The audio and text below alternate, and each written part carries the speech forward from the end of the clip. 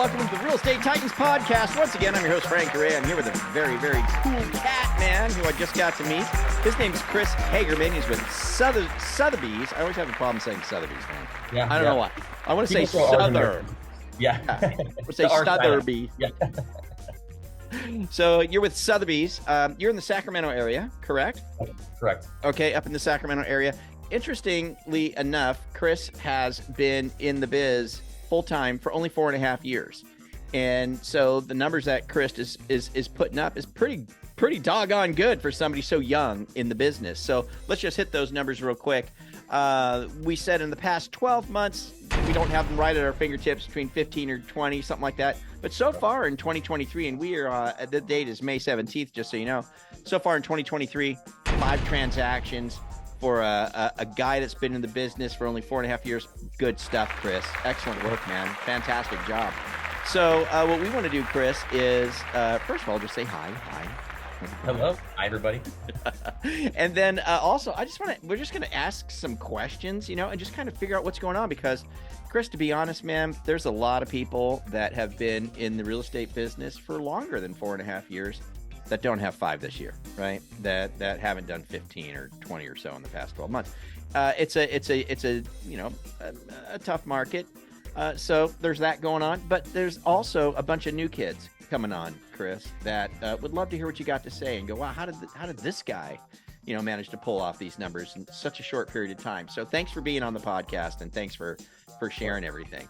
So let's go ahead and dive into it. So the first question we got for you, Chris, is, do you have specific prospecting times and activities? And this is to get new business. I'm talking not like calling my past client database per se. Well, no, that could be it. But, we're trying to dig up new business. We're trying to find new business. Do you have specific prospecting times and activities like through the week? And if so, what are they? I think you get what I mean, Chris. Like some guys have things that they do. Monday, they do this. Tuesday, do that. Do you do that at all? So, interesting enough, I don't really have a set schedule. Okay. I do time block certain times throughout the day. Normally I try to do most of my busy work, in the morning, the power hour. I try to get most of my stuff done early in the morning. Okay. But in terms of having set days doing things, the only real set time I have is I do social medias, like recordings and stuff. I try to do that on Thursdays, or usually on the weekends, because the office usually isn't that busy. So those are really the only times I have scheduled, because I'm still a one-person team.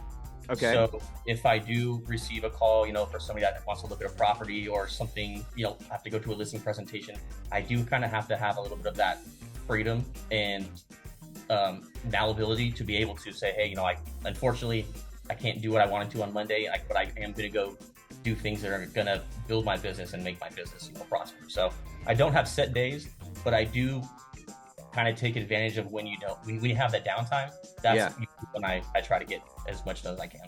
Nice. And you mentioned that you kind of look at Thursdays, and you kind of focus on getting some content done on Thursdays or even over the weekend for social media.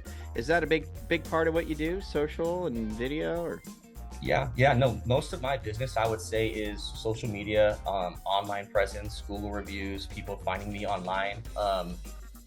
Because of the fact that, once COVID hit, that was my first year full time, was that first year of COVID. So I was still trying to build, a database, still trying to find out how am I going to build my database? How am I going to find people that isn't going to, one, we couldn't do open houses. Right. So we had to do was virtual. And at that point, I feel like everybody had to transition to doing things online, even if they weren't comfortable doing it online. So I looked at that as an opportunity for me to build my online presence while everybody else was really busy. Because if you were doing listings during that time, it was just, you put it online and you were good to go, and then you just keep going. So So for me, I really took and I embraced the online aspect of it and focused really on showing people, I guess, who I was online. So it felt like when they called me, they already knew who I was because they've seen some of my videos. Got it.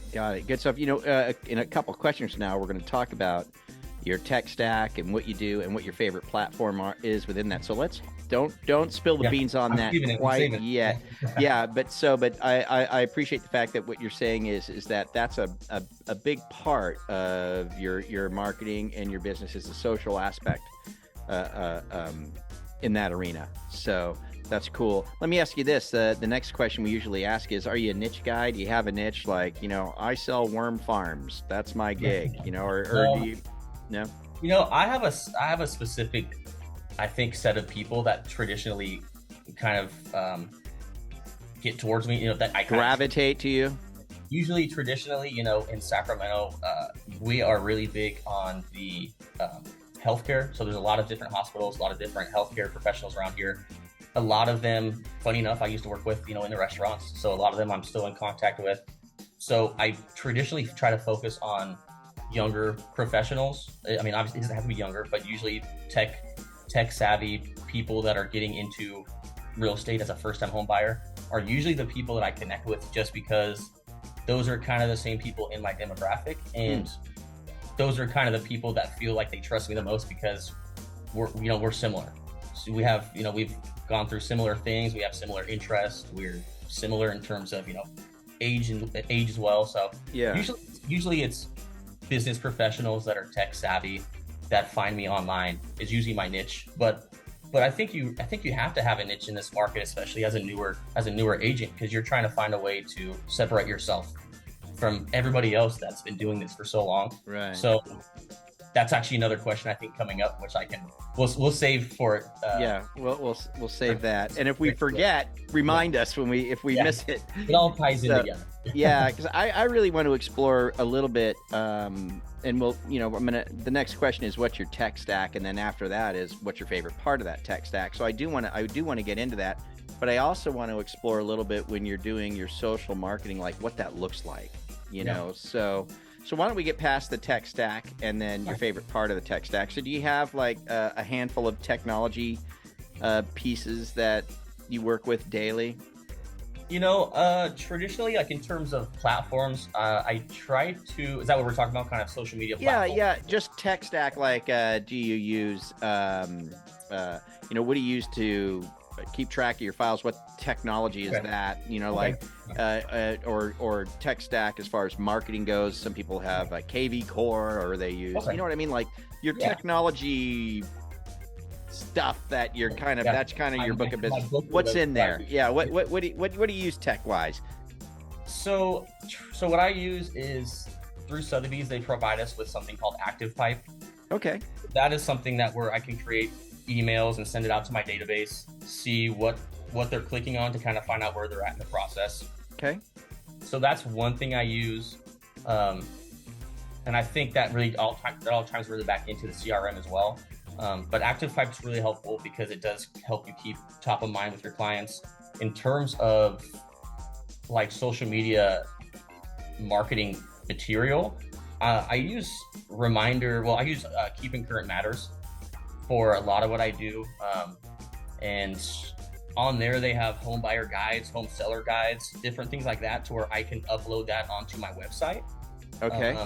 And from there, I've been doing a lot of geo tagging for locations to try to help my SEO online. So when I do upload, like a first time home buyer guide or a home selling guide onto my website from Keeping Current Matters, I will geo tag each one of those images with, key phrases, such as realtor in Folsom, or, I have different ones if I'm looking for a buyer or a listing. So got it. That's typically what I do is I'll have some type of description, some type of like meta description for me to geo tag it. And then it also geo tags the location. So if people are looking it up, the idea is all these things are going to, hopefully, all these little pieces are going to build one whole pie. So where once people look it up, those are all hopefully just going to kind of build off of each other. And then you get that phone call or somebody's on your website looking at houses. Okay, good. So I need to dig a little deeper on this. So Keeping Current Matters, I've seen that online. Now, is Keeping Current Matters something that you subscribe to personally, or is it part of the franchise, or how does that work? So I pay for that separately. Okay. It's really cool because you're able to it's just like an overall real estate information. So it's not just specifically for buyers and sellers, but it's nice because if I send out like an introductory email, I'll put in there, real estate information, spring 2023, with a link to Keeping Current Matters. And then they can click on it and you can adjust it to what you want it to say, what you want it to say, what the website says. Is it branded to you at that point when they look at it? Yeah, Okay. so it is branded to you. So it says, like for mine, it says real estate with Chris Hagerman at the top, and then they can click on different ways. Different ways you could download the booklets. If you want to try to get clients from that, you can actually post just links that say, "Hey, free home buyer guide." Just put your email in and your name, and then they get that as an email. But then you're also gaining their information. So you're getting their information. Yeah, so you could take one of those, post it in one of your Facebook groups. If you're a local Facebook group for real estate, usually 1 or 2 people sign up. Sometimes you'll get some people. Of course, with anything public, you're going to get some people saying something back. So usually, if you're posting in a Facebook group that's like public, somebody will probably say something about real estate agents. But if you get 1 or 2 clients, you're out. That's I don't think we're worried. Yeah, why would we worry too much about that? For sure. Happen. So let me keep digging here because I'm finding this interesting. So you've got keeping current matters, and we're making use of this branded content that's in there and some other things. And you said like, oh, if I'm going to send somebody an email, I might attach a link to an article or something along those lines so they can get some information. Maybe I'm assuming, subscribe to you or, engage with you in some way in that matter. But is this also like when you say on Thursdays you do your social and that type of thing? How do you get this keeping current matters, SEO'd stuff out there? Is it through Facebook ads or Google ads, or what is the mechanism to get the exposure to this branded information? So you can upload. I have them on my Google profile under merchandise or under items for sale. I just have it marked as free, so they're still on there to where if somebody looks me up on my Google profile, they'll see that under items that I have, kind of like a store. So I have those on Google. You can also create, if you have like a bomb, for email templates, or if you have an iPhone, you can send video messages really easily. You can always do it that way too, and just pretty much create a video that says, "Hey, Chris Hagerman here. We have the new spring 2023 home buyer guides out. If you're thinking about getting into real estate, or if it's your first time and you have no idea where to start, this pamphlet's great for you because it breaks down all the different terms, all the different processes that you go through." And I always let them know too, you don't have to use this pamphlet because that's what I'm here for. So if you do read this and you are getting confused or don't know something, my name is all over that pamphlet. Just give me a call and I can help you out. Another great thing is you could print those out and give them out during open houses. Gotcha. So during open houses, I'll have a stack, like maybe 2 or 3 of like a seller one for neighbors. There's one for first-time home buyers. So kind of throughout the conversations, you can find out if they're a first-time home buyer, give them one of the first-time home buyer pamphlets. And at the end of the day, everything we're doing is just trying to provide value. So that way they see us as that person. So all of this stuff together is what makes the whole thing. Because if I was just doing keeping current matters and I was just handing out pamphlets, but I had no presence, it wouldn't do anything because then people would look at me and I wasn't there. Yeah. So, yeah. I know she said you've got it on your Google profile. Yeah. And I don't think a lot of us know, what does that mean, a Google profile? I mean, people have a Gmail address. Does that constitute a Google profile, or the Google profile something separate? So, and now are you talking about a Google business? Google business profile, my apologies. Okay. Correct. Yeah. Okay, good enough. Yeah. So how is that done for you, the Google business profile? Has that done anything, or you just like to have it there in case you... Yeah, I think it's huge because Google is the #1 search platform. So anybody looking up anything is going to go on Google, unless they're completely against Google, and they're going to go on a totally separate website. Yeah, but pretty rare. It's pretty rare, and I mean, and I prefer to obviously to appeal to the masses. As long as I have a centralized idea of the people I'm trying to reach, I'll appeal to everybody, which is great. But with Google, it's just like Amazon.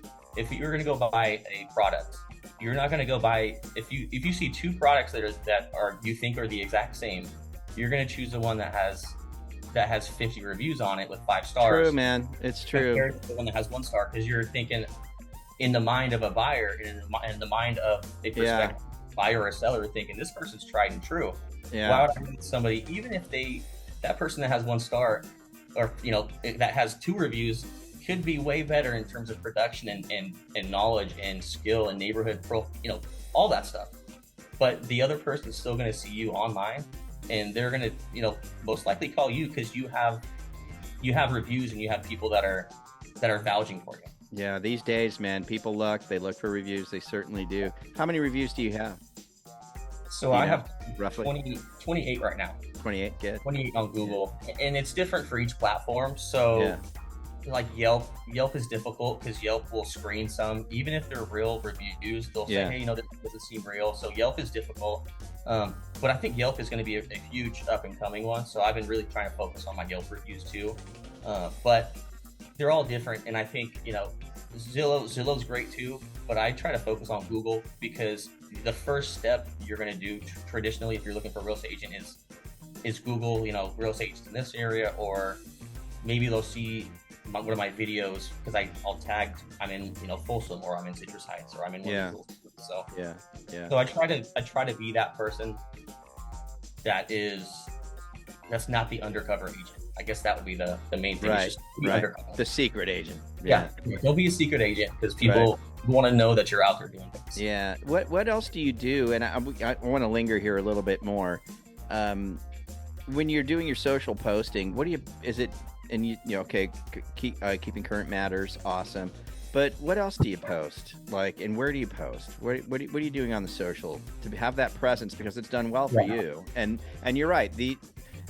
You're naturally going to attract people similar to you because of where you are and what you're doing in the social spheres. So I'm just curious, what else do you do besides keeping current matters? You just do the selfies? Do you just, what do you do? Yeah.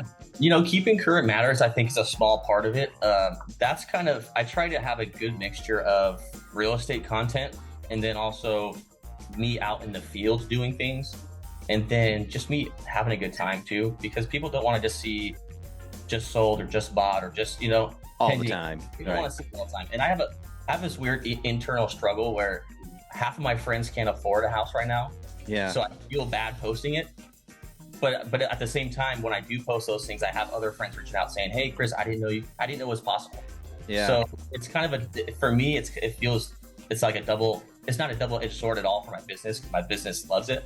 I just feel sometimes weird doing it. But with that being said, keeping current matters is a small portion.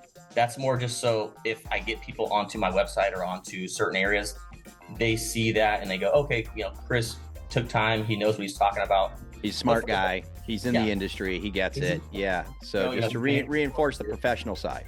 Yeah, exactly. And for the most part, I feel like most people, when you tell them you're a real estate agent, it's kind of like in their mind, they're like, okay, well, let me know when you've been doing it for a couple of years. Because everybody knows a real estate agent that's kind of been in and out, and they're still working different jobs. So what I do is, and what I need to do, and my goal this year is actually to do a lot more video content, but I just do me out doing like a verification of property. Hey, I'm at a property right now. I'll do a selfie. I do it, not selfie, but I'll do it in portrait mode, so that way I can share it as a reel. Because those are the hot thing right now, especially YouTube Shorts. So I try to do it real, or you can still do it actually in landscape mode as long as you have the grid up. You can do it in landscape mode as long as the stuff you want to do in a short or in portrait mode in the grid.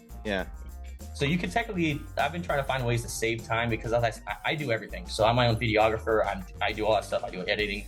So I try to give myself ways to save time. And that's one of the things. So usually it's just me in the process, me doing the verification of property. And then I'll post, what is a verification of property? Why is it important for you if you're a buyer? Or something that's happened throughout the transaction that maybe you weren't prepared for. I'll make a video out of that, because if it's happened to you, then it's going to happen to somebody else. Like gift funds being gifted, but they're not being told to title and the lenders, which could actually hold up the, so there are things like that that you experience, and you're thinking, man, if I found value out of this, then somebody else is for sure going to find value out of it. Awesome. So where do you get most of your buyers? Let me ask you this, kind of what's your buyer-seller mix right now, would you say? Is it 50-50? Is it mostly buyer, mostly seller? And where do you get them? Where do they come from? Where do they come from the most for you? I'm probably buyer heavy right now, just because most of the people I was working with the last couple of years, especially during the last during the COVID when the market was really crazy, most of those buyers are now coming back in because they're thinking, hey, we have a chance. We have, the prices are starting to level out. The rates are still a little bit higher, but I would say the majority are probably buyers at this point, probably 70-30. Okay.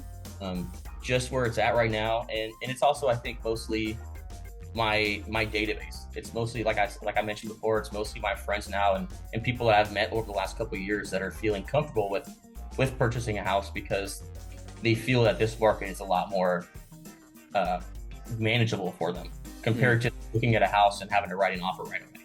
Yeah. So so I would say it's probably 70-30 in terms of where I get them from. Yeah. Where do they? A lot of it's relocation. A lot of people, which goes back to my online profile and me, doing videos and posting me in different local areas, is people see me as that local agent. So a lot of people I have are, from the Bay Area for the majority. A lot of people still from kind of SoCal, LA, because of the price point, the price point out here compared to there. And a lot of people still are working from home. So that situation kind of came up where people could work from home in this area and be able to afford, 2 times what they have. A whole lot more house. Yeah, a whole lot. So when you say it's mostly relay, so is that, but are these people that don't know you, they're just seeing you on social, they're seeing your marketing and reaching out saying, hey man, I like your stuff and I'm moving up there, or I want to move up there, kind of a thing? Is that where most of them come from, is from the social marketing?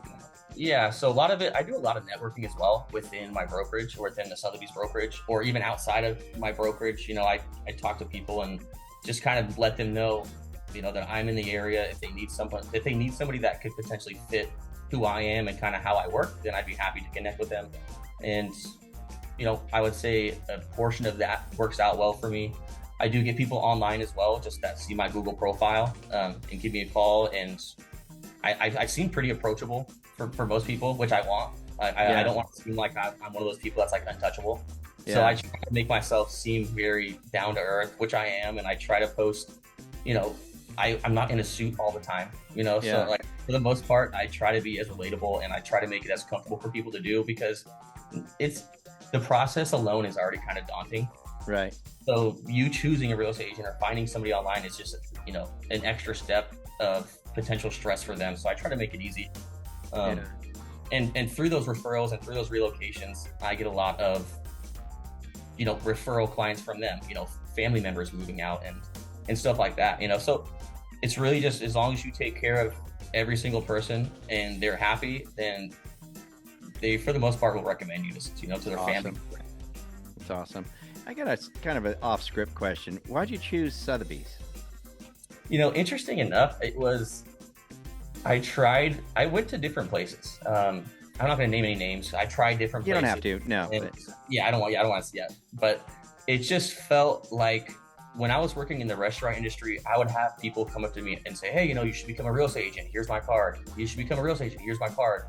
And I went to go interview at those companies, and it just felt like I was another piece of the, like, not even piece of the puzzle, but I was just another block in kind of the scheme. And it wasn't really like an interview process. It was kind of like, well, hey, come in, this is the office, sign up when you want to.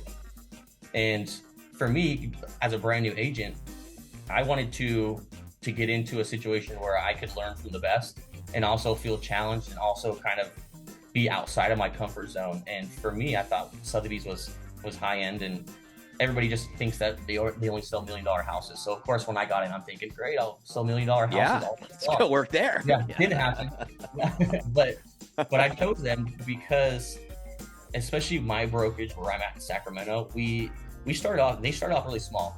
So, if we originally had like 10, 15, 20, and then when I joined, I think there was about 80 of us, but we still had a good percentage of market share within like the Northern California area. So I love that, because other people can have thousands and thousands of people, but we had 80 that were, top notch.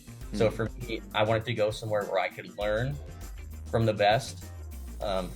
It kind of went both ways, because I kind of got into situations where I was like, I'm new here. Everybody here is already, they're producing, they've been in the industry for 20 years. I'm like, how do I fit into this? Yeah. So I had time trying to find out where do I fit into the scheme of Sotheby's, because I don't have I wasn't starting off financially well, so I was trying to find out how to market myself. Right. Which went back to me finding my niche, which is going to be one of those questions in the future, like one of the next ones. But pretty much I found my niche within Sotheby's. I was kind of like the marketing guy. So when everything would go, when COVID happened and they were trying to figure out how to do virtual, open houses and virtual tours, I had a DJI gimbal and I had all my everything stabilizers. I had mics to where I was providing value to those top agents, and then they wanted me to help them do the marketing while I was learning from them. So that's kind of where I chose Sotheby's, really just because it didn't feel like an interview process. It felt like if it was a fit, then we can work together, and if not, then you can go anywhere you want to. Good answer, man. Yeah. Cool. Yeah, it kind of go on longer. So it just came together for you in a unique way, and then in the timing with COVID and all that stuff, and what you brought to the table, etc. So kind of cool. And you got to admit, Sotheby's pretty cool brand, right? Pretty cool brand to be associated with.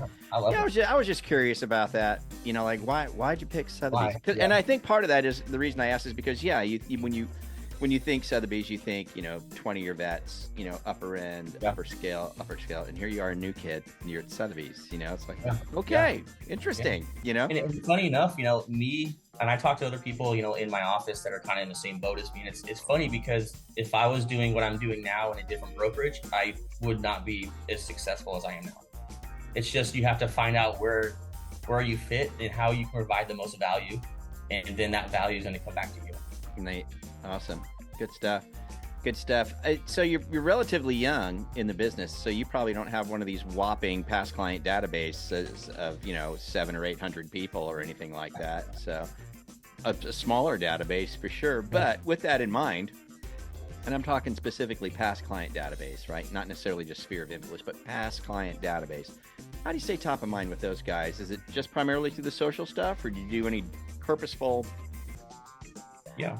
communication with them? Yeah, so I'm gonna be throwing out a bunch of different apps and links and stuff here. So at some point, if somebody listening to this needs to get some of these from me, give me a call. We'll put your contact info below. But there's a few different things I do. Another thing it's called Reminder Media. So they have magazines. Let's see if I can pull a magazine out.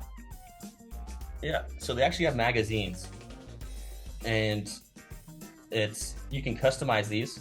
Yeah. But they come out seasonally. You can kind of change however you want the time and the frequency they come out. But on the back, it mentions, recommendations, your business is key to my prominently displayed. Yes. Yeah. And you can change all that stuff. So you can change, it's customizable. What I do is I'll try to put barbecue stuff in there, and I try to make it appealing for both sexes. So it's not just DIY things, but I'll try to put fun backyard games you can make. Yeah. That goes out quarterly. And then I can call them. Right. I can call them after and say, hey, did you like the magazine? Is there anything in there? Do you do that? Yeah, I do for the most part. Okay. I try to.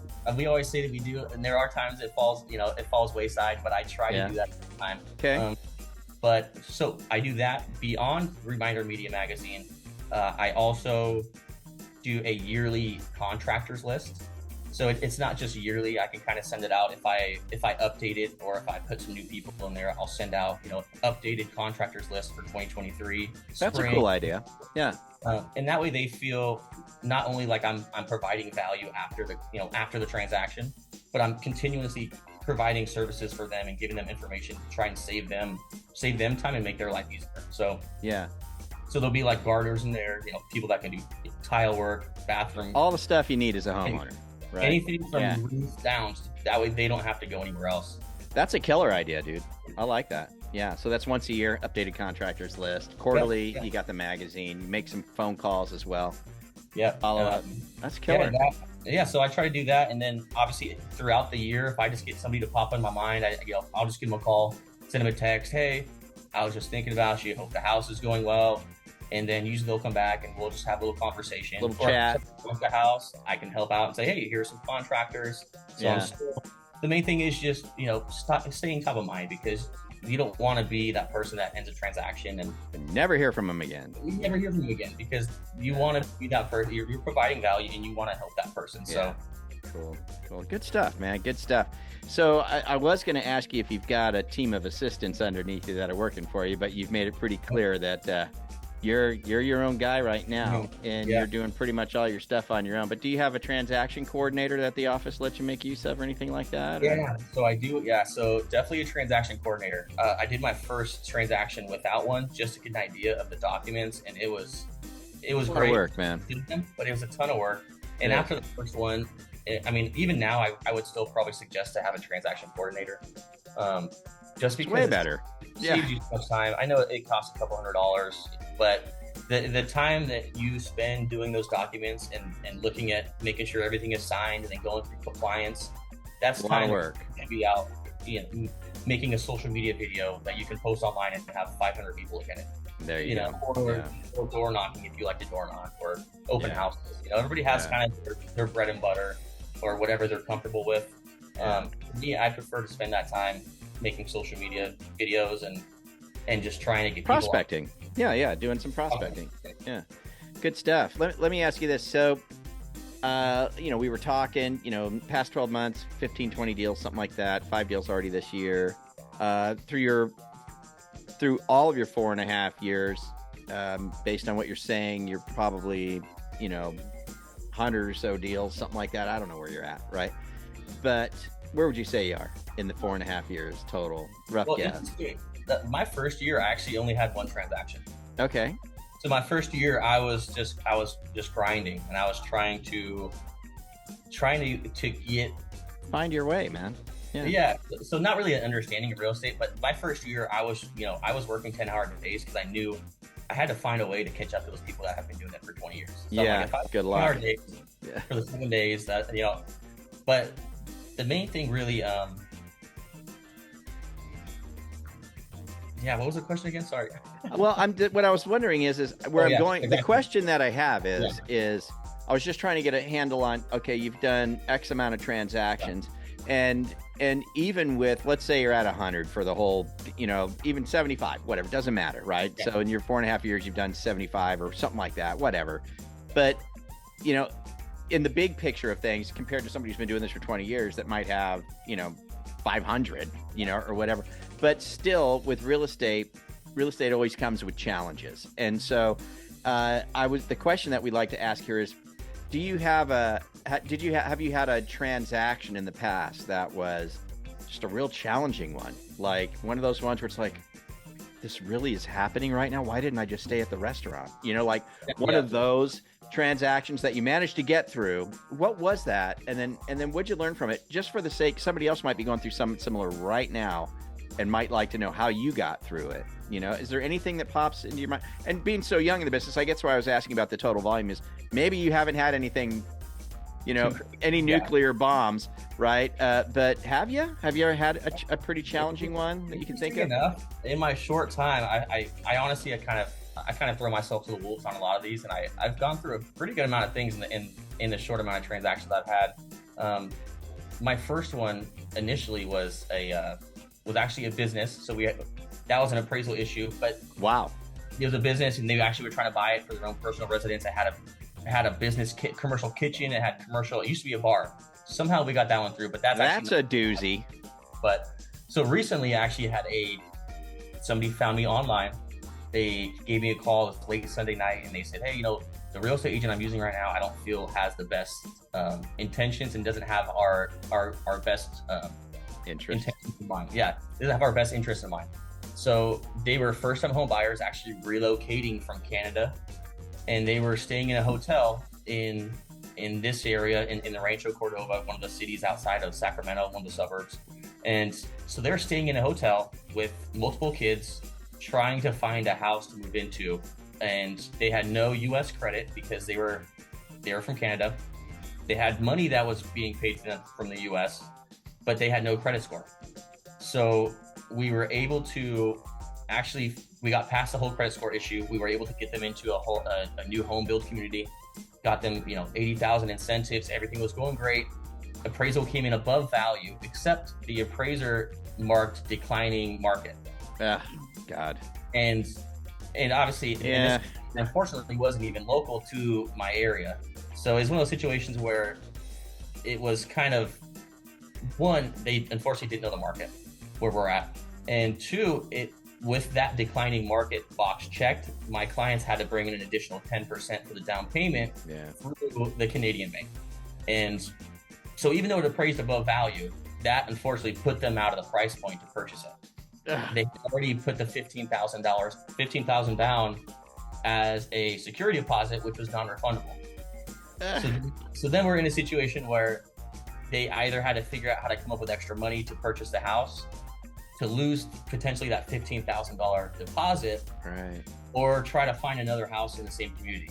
And lucky enough, they had one that was 3 houses down, single story, was in their price point with the appraisal being marked as a declining market. We were able to get them in there. They didn't lose their deposit. The timeline was on schedule, and the kids, they were out. They were living in a hotel. So that to me was something to where time was of such an essence. And I'm sure and most real estate agents know, is when you're showing properties with multiple kids, you can only get a few in without them being extremely bored, which I understand. So we were going, 2 or 3 days. We were going, trying every day and just trying to find the right one. And then to find the right one and have the appraisal come in, but then have declining market mark, it was a juggling act of trying to stay positive and making sure everybody still has the same, mindset, and keep them from, getting too overwhelmed with the situation. So it's a good one, dude. That's a good story. Yeah. So that was an interesting one, and unfortunately the lender wasn't local either. So everybody I was doing was in Florida, which was then going through Canada. And it was a lot of different people involved. What a juggle. That's a good story, man. We haven't had that story yet. I know when the market shifted, there was a lot of that going on. Declining market. It was causing a lot of problems within the lending community, within the real estate community. We've kind of gotten past that now, thank goodness. But and to have them coming from Canada, that's a great story, dude. That's a good one. Congrats on getting through it and being clever enough to work your way through that one. That was and I always tell people, I always try to, and this is really, for the most part, this is how I am throughout the transaction. I can definitely show my teeth, and I can definitely be hard-nosed if I need to with the other side. I don't like to do that, because I tell everybody, the real estate process and going through this, there are going to be some hurdles. There's going to be ups and downs. So make sure the person you're working with, you're able to talk to that person, and be able to still talk to that person when things don't go the way you want. Right. Because it's not going to always go the way you want to. But with the way I approach things, I try to keep it as lighthearted as possible, because the only way, certain deals are going to fall through is, obviously if the house burns down or something crazy. We don't want that. But I always tell people, we're still on track. We're just at it's kind of like a train. We're still on track. We're still moving to the same location. We're just stuck at a station right now, switching a part out. I like that analogy. We're still on track. We're just stuck at a station. Once we get through the station, we'll be back on track. That's a great analogy. We're still moving to the same destination. You might not see it, and it might feel like it's far away right now, but we're all still on the same thing together. Yeah. Good one, man. Good. How about this, man? Before we kind of get to where you serve and how people can reach you, for a brand new kid that's not been in it 4 years, Chris, a kid that's been doing this for just got in, maybe 6 months in, something like that. What would you say? Anything you can any advice you'd give those guys on how to get going a little bit quicker? Yeah, I would say it really depends kind of where you're at financially. If you're getting into this and you're brand new, you don't have much funds, you don't have much to work with, I would say focus on social media. First thing I would do is create and build your Google business profile. That's number one. Make sure that you are seen online to where people can look you up. If you do an open house, make it to where somebody can find your website online, or make it to where you're seen online as that person. Because if, like I was saying before, if you don't have anything online, people are going to look you up, and they just feel like that adds validity to you, even if you don't have it. When I started out, that was another issue. I had no transactions. You can always use your brokerage's transactions and say, hey, this is our, my team, or our team had this many this year, XXY. But the main thing is just for building a database and getting I wouldn't say floor time, but getting time talking about real estate. The biggest issue I see a lot of people coming in is they get sold on those quick phone calls that say, hey, you know, for $200, we can put you in this program where, you know, you'll get so many leads, you get so many calls a week. And I tell people, you know, even if you were to sign up for that and you get those calls, what are you going to say? Yeah. You're going to talk to that person if you don't understand real estate, you know, as a basis, you know, from the basics up to, you know, writing an offer. You know, a lot of that stuff you do learn throughout, and a lot of stuff is kind of you learn through experience. But if you don't have at least an understanding of how to talk to people about real estate, then you're going to get those phone calls and you're going to be spending money and you're not going to be able to do anything with it, unfortunately. So don't spend money on those quick gimmicky things. Every phone call, you know, they're going to be trying to sell you something. You don't have to do it. I didn't do it. Find out what your comfort level is with door knocking. If you like to door knock, if you like to cold call, go ahead. I personally didn't like to do that. It's just not my style. So I focused more online. As I was saying, build that business Google profile, create, you know, an Instagram account, create a Facebook business account, find ways to pretty much add value without spending money. So that's why I'm huge on social media, because I can post a video. If you get 500 people that look at that video, you know, that's essentially 500 eyes that are seeing you for that realtor. So just find ways to not spend money. For me, that was the main thing. Just don't spend money. Do tons of open houses, build a database. Because really, you don't have money to do things, but you do have the value of time. Everything, you know, time and money are two main things here. So if you don't have money, then you have to put the time in. Then you've got time. Yeah. You have money to do it, you know, to do the market. So just really open houses, be yourself, find your niche in the market, find your niche within your brokerage. Because once you find your niche in the brokerage, like I was mentioning earlier, you start to be able to add value to those other agents that you really are thinking, why would that person want to work with me? But you are providing something. Find something you provide that nobody else has, and then you'll become you'll become that commodity in the office that people want to work with, even if you don't have the past experience. Good stuff, man. Yeah. Great words from a young real estate agent, but very, very good advice. I love it, man. I love it. So now we can wrap this up real quick here. Just you're in the areas you serve and the best way for someone to reach you. Okay. Yeah. So my brand or my website, my team, I call it the Tri-County Homes. Reason being, I focus on the Tri-County area of Northern California. It's mostly Sacramento, Placer, El Dorado County. Okay. It's also Yolo County, which has, you know, Davis and different areas out there too. But I primarily focus on Placer, El Dorado, and Sacramento County. And if they were to reach out to me, you can honestly Google my name, Chris Hagerman. If you Google me or anywhere online, I'll pop up. In terms of phone numbers, if you want to reach out. What's the best phone number just to give you a call? Yeah, my number is 916-223-2442. And feel free to give me a call, text. I'm happy to help out anybody that has any questions about, you know, trying to gain some traction in their market, or any first time, you know, if you're new to the market, if you're new to real estate, I'm happy to help out. You're so great. Thanks, Chris. Thank you. Chris Hagerman, everybody. Yeah. All right. Well, we'll go ahead and sign off. That was a great podcast, man. I appreciate it. Congratulations to your success. Looking forward to getting to know you a little bit better. I think we're going to be trying to meet up with you, maybe grab a lunch with you, something like that. Buy you a lunch up there in Sacramento. Heck yeah. Why not? Let's do it.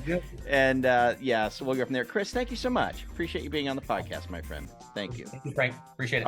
All right. For the rest of you, if you want to get on the podcast, just reach out to Bill Crossan at 707-220-1444. And we can help you from there. So with that, we'll go ahead and sign off of the Real Estate Titans podcast, and we'll see you next time here. So tune in again, subscribe, forward share, and we'll catch you later. Adios, everybody.